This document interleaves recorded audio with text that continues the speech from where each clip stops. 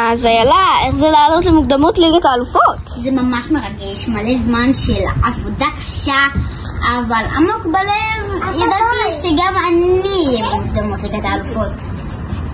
אבל את יודעת, זה רק מוקדמות ליגת האלופות. אני יודעת, אבל אני חושבת שלהגיע לכאן זה מספיק. אם אני עולה לליגת האלופות זה כבר כבוד גדול. נתראה במשחק הבא שלי.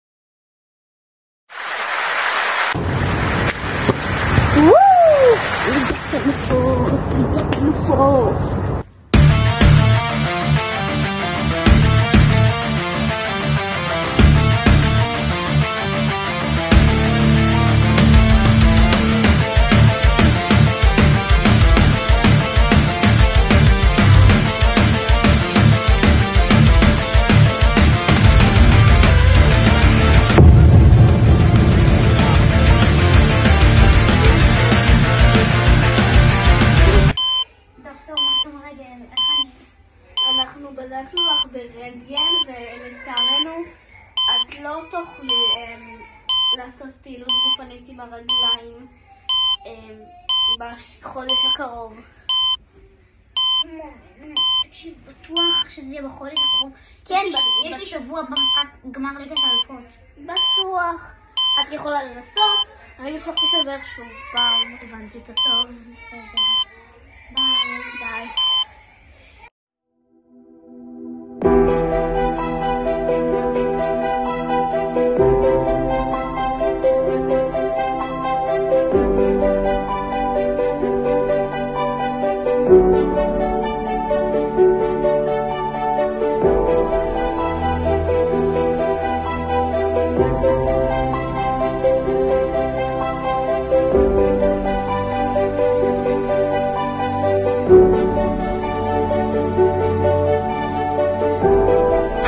אז איך זה לזכות סוף סוף בליגת האלופות? זה ממש קשה.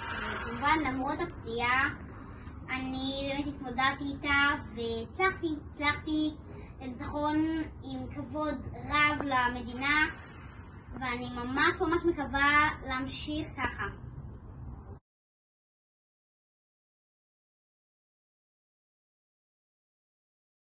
אורחים קוליה, סופיה מסרט גול! תראה, את יכולה ללכת בחיים שלי... מה התחלת?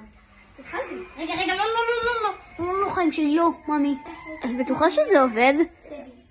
מה אתה שם לי?